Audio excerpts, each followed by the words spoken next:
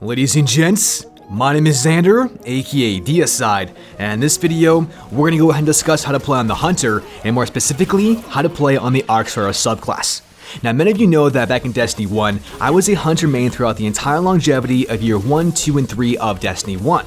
Since Destiny 2 has come out, I've actually been playing on my Warlock, and that's because I truly believe that the Hunter simply did not have any kind of good team ability to make them viable within PvP. In addition to this, I never thought that their mobility was actually very profitable, and that's because of the fact that they could only jump and they didn't have any good recovery stats, and as we all know, recovery is very, very important, and that's simply because of the way in which their armor is designed. Now, contrary to all of this, I still went ahead and decided to make a Hunter, and my gosh, do I gotta say that my bias was completely wrong, because these guys truly have some incredible maneuverability skills, especially in the air, and when you combine that with the abilities of having some fantastic team shots of sidearms and hand cannons, then these Hunters can truly be a powerhouse within PvP.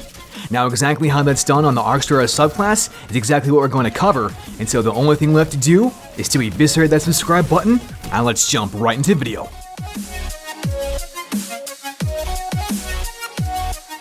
The very first thing that you guys have got to understand about all Hunters is that all Hunters have a very high mobility aspect as well as a very high maneuverability aspect whenever they're in the air. Now, how that's exactly done is by one of their 3 jumps, and those 3 jumps pertain to either high jump, strafe jump, or triple jump. High jump is a jump ability that upgrades double jump with an even greater height. Strafe jump is another jump ability that upgrades double jump with better directional control while you're in the air, and triple jump is another jump ability that upgrades double jump with a 3rd jump height. Now, of all 3 of these things, there's really only 1 or 2 options that you guys can choose from, and that's to either use strafe jump or triple jump, at least within PvP. Strafe jump allows you to have 2 jumps, but on that 2nd jump, it gives you a much greater distance that can be covered in a faster amount of time for either verticality aspects or for horizontal distances covered. With triple jump, this gives you a 3rd jump, and that 3rd jump is fantastic for going into the air, because what that allows you to do is have different directions going back and forth, left and right, or forwards and backwards, and to be able to change your direction while you're in the air that often is simply unheard of in any other character within this entire game. That's why these Hunters have such a great mobility aspect and also a great maneuverability aspect within the air, because both these 2 aspects can be used phenomenally in different types of scenarios. If you want to cover more horizontal distances faster, then strafe jump is by all means the best way to go. If you want to have more maneuverability and change directions into the air, then triple jump is 110% the way to go. What I personally use is have on triple jump, and that's because I like to be able to change my directions while I'm in the air. And that's for one primary aspect, because I am constantly using either hand cannons or sidearms. With those 2 types of weapons, having that maneuverability in the air and constantly be able to change your direction is simply unheard of and phenomenal and incredible in every way, shape, and form that you can possibly imagine. I cannot tell you how many times I've been able to juke people out from left to right just because of the very simple fact that I'm able to change my direction while I'm in the air. One other characteristic that you guys also have to note is that all Hunters have a very, very high mobility stat. And while mobility does not actually affect your running speed, it only affects your walking speed, this makes you an absolute strafing god, and with hand cannons along with sidearms, that strafing capability is always going to come into play, and that's why, again, having on that triple jump is so fantastic, because you can strafe left and right, and then change directions in the air instantaneously, making it super, super effective. The very last thing that you have to note about their overall mobility as well is that mobility affects your jump height. And because it affects the jump height, that means that triple jump is able to increase that mobility even faster, because you're able to go into those height differences much, much quicker than what people are anticipating, and that makes the maneuverability of the overall Hunter even more effective and why it's so dangerous while you're in air-to-air combat. All in all, if you're on a Hunter, I would highly recommend that you use triple jump, especially if you like to use sidearms or hand cannons, because that's by far the best way to go. But if you want to cover those horizontal distances much, much faster, then strafe jump is ideal, because that's exactly what it's intended to do.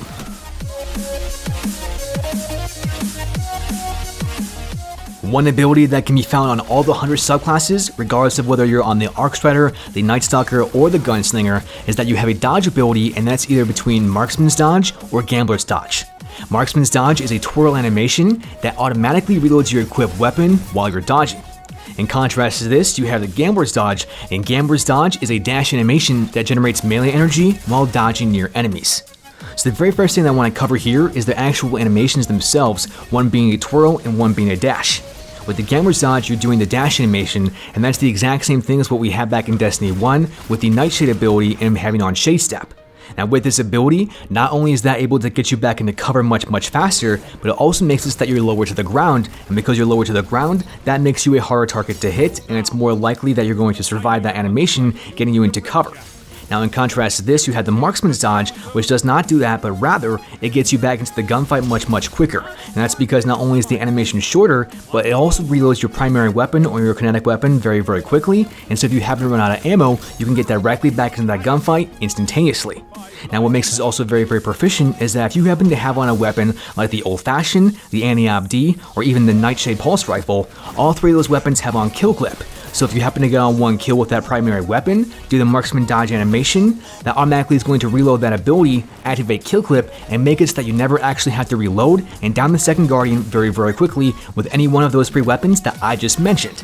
And what you also have to keep in mind is that the gambler's dodge is very effective for meleeing, dodging, and then meleeing, because it's going to be able to give you that melee ability back very quickly, and so it's absolutely essential for you to be able to do that in those close range combat scenarios. So again, you have very two good options here, one of which is more for an aggressive playstyle, while the other one is more for an evasion playstyle, and so it really just comes up down to you on which one that you want to use. If you happen to be using primary weapons quite often, then maybe marksman's dodge is the best way to go, but if you like to get into cover and also have that melee back even faster, then gambler's dodge is best for you. It really just comes down to your personal preference and again to your playstyle, whichever one fits best, but what I happen to use most often is the marksman's dodge, not only because it's a very short animation, but allows me to get back into that gunfight, and when I'm using the old-fashioned, anti-op-D, or even the Nightshade, this dodge ability is truly invaluable and 110% the one that I like to use the best.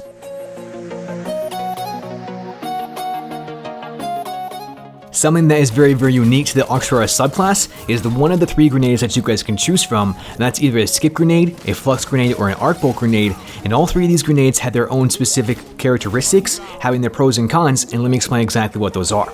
So with a skip grenade, you have a grenade that splits on impact, creating multiple projectiles which seek out enemies, doing a delayed damage over time effect. Now you can use this in one of two ways, and that's either to be an offense or defense. If you want to use it in an offensive manner, then what you have got to do is you have got to skip it off of something like a hard surface, like the ground, the ceiling, or one of the walls next to you. So then what that does is that seeks the enemy targets out, and what that allows you to do is then push the enemy guardian so that you have two types of damage. One from your gun, and then one from your grenade, and so ultimately from those two things combined, you're going to be able to easily down that guardian no problem.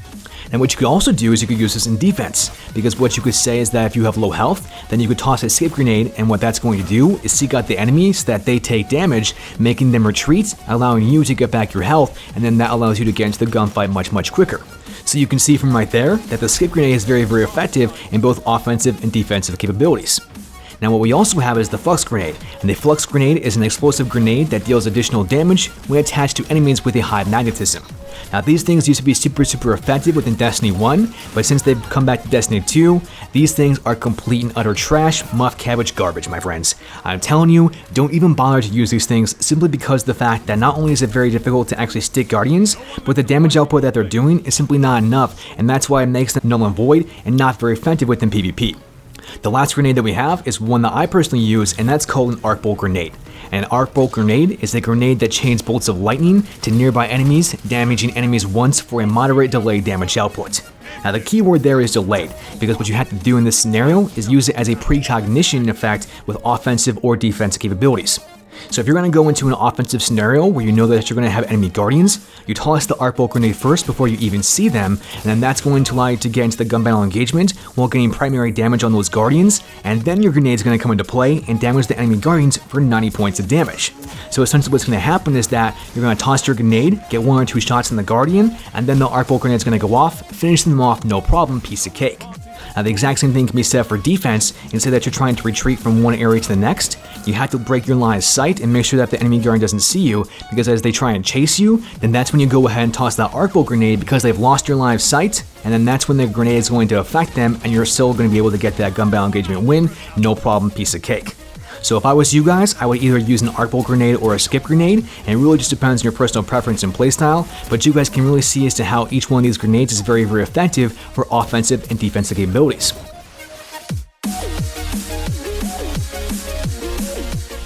Of all the things that we discussed so far within the Arcstrider subclass, one of the most difficult decisions that you guys are going to have to make is the way in which you're picking to use the skill trees, one of which is called Way of the Warrior, and one of which is called Way of the Wind.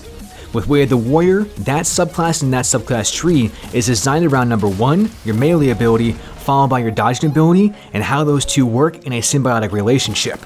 In contrast to this, you have Way of the Wind, and Way of the Wind works by number 1, recharging all of your abilities and simultaneously trying to stay alive because it has very nice dodging mechanisms to allow you to stay more effective in longer gun battle engagements. Now what I'm going to discuss first is the Way of the Warrior skill tree, and the first perk within that skill tree is called Combination Blow. Combination Blow states that killing an enemy with this melee ability triggers health regeneration and increases your melee damage for a very short period of time. So right off the bat there, we can automatically see that number 1, as soon as we get a melee kill, we're instantaneously going to get all of our health back, and we're also going to have more melee damage for the next guardian that we so see fit. So we can already see that this subclass is designed around that melee ability, and it's also designed so that you have very close quarters engagements because again, that melee is the primary focus here. When the next perk that we've got is called Combat Flow, and Combat Flow states that melee kills recharge your dodge ability. So right there again, we can see that as soon as we get a melee kill, our dodge ability is going to become back faster just like this. And when you couple along with this, that the Gambler's Dodge, you're going to really be able to get your melee ability back even faster and just go back and forth constantly. And that makes this skill tree in combination with that Gambler's Dodge so unbelievably effective that's actually quite terrifying. And the next perk that we've got is called Deadly Reach, and Deadly Reach states that dodging increases your melee range, allowing you to lunge farther to strike enemies. So once again, we can see as to how this perk is correlation with that dodging ability and the striking ability, and why once more, it's so unbelievably effective to have it with Gambler's Dodge. And the very last perk that we've got on this skill tree is called Lethal Current, and Lethal Current states that after dodging, each Arcstrider hit creates a damaging lightning aftershock. So within this one ability, that's the only ability that actually pertains to that super, and so we have 3 abilities that pertain to normal gameplay, and we have 1 ability that actually pertains to our super. The reason why I don't put enough emphasis on this last perk is because we're only going to be getting our super around once, maybe twice per game, so that's why it doesn't really come into effect that often, but rather it's more key to note the effects of Combination Blow, Combat Flow, along with Deadly Reach, and how that's going to work flawlessly whenever you combine it with Gambler's Dodge. So with all those 4 things combined, you can see by way of the Warrior skill tree is so unbelievably powerful and terrifying because if you're in close range combat, you're going to be able to dodge melee, and have all those abilities work cohesively, making you an unstoppable machine. Now the next skill tree that we have, and the one that I personally like to use, is Way of the Wind, and the very first perk on this is called Combat Meditation. With Combat Meditation, it states that while you are critically wounded, melee and grenade abilities recharge drastically faster. The reason why I want to point out this perk so much is because hunters in general have a very low recovery stat, and so most of the time you're going to be in a critical state longer than other types of guardians, triggering Combat Meditation. So the reason why again they have such a high mobility stat is because it makes them more evasive in the air, and that ultimately means that they're going to have a low recovery stat. That low recovery stat is essentially going to proc Combat Meditation more often, allowing you to get both back your grenade and your melee energies just like this. The next perk that we have within this subclass build is called Focus Breathing, and Focus Breathing states that sprinting recharges your dodge ability while simultaneously increasing maximum sprint speed. So again, this is another one of the main reasons why I like to have on this entire subclass build, because we have 2 perks here, one to recharge our melee and our grenade, and the other one to recharge our ability for the dodge. So right there we have 2 perks to proc all 3 of our abilities and recharge them faster, but at the exact same time, we have Focus Breathing, which also generates that maximum sprint speed, and that is phenomenal and stupendous because when you combine that with other types of weapons, like the Might of Multi-tool, then that means that the hunter has extreme speed that is literally unmatched by any other character in this game. The next perk that we've got is called Lightning Reflexes, and Lightning Reflexes states that you are harder to kill while dodging. So once again, I like to have on that of the Marksman's Dodge, and that twirl effect makes it so that I'm hard to hit whenever I'm using this subclass build because Lightning Reflexes is going to come into play. So with me and my playstyle, I'm very aggressive, and because I'm so darn aggressive, that means I'm going to be able to get in and out of gun battle engagements much faster using this Lightning Reflexes with that Marksman's Dodge ability, and it fits that aggressive playstyle perfectly, and that's exactly why I use it. And the next thing we've got within this subclass build as well is called Disorientating Blow, and Disorientating Blow states that striking with this debilitating melee attack disorientates targets severely. So this is a nice ability that you have for your melee, and again, it's very, very proficient whenever you're in close quarters combat, because essentially what it does is it's like a stun grenade, allowing you to be able to finish off that guardian with more melee attacks, or possibly with a sidearm, or with a hand cannon, or whatever type of weapon that you happen to be using, and that's why, again, I like to use it. Now, the one other key focus here about this entire build as a whole is that Way of the Wind is not designed around a super, and that to me is phenomenal because all 4 of my perks I'm constantly being able to use throughout the entire longevity of the entire game. In comparison to this of the Way of the Warrior, you also have one perk there that is solely designed for your super, and so it's not going to come into play as much if you were to compare that to Way of the Wind. All in all, it really just comes down to personal preference and playstyle and how you guys want to be able to use this Arcstrider subclass. For me and my playstyle, I like to have on triple jump, followed by marksman's dodge and the arc bolt grenade with the lucky raspberry in correlation with that of the Way of the Wind build, because all 4 of those things function exactly how I want them to and are preferable to my aggressive playstyle. Now that's not to say that you can't use something else, and by all means if you are using something else, then let me know what that is down in the comment section below, because I'll be very, very intrigued to try out some of your guys' builds, because who knows, that build could actually be better than the one that I'm using, and I might prefer it more too. So let me know what those are down in the comment section below, as I want to hear all about it and all those differences of opinion. Lastly, go ahead and check out some of my other new videos, as you guys can see right there on the screen. If you happen to enjoy this one, then you're definitely going to enjoy those as well. That's pretty much all that I've got for you as of right now, and so as always, deislayers, great gaming, until next time.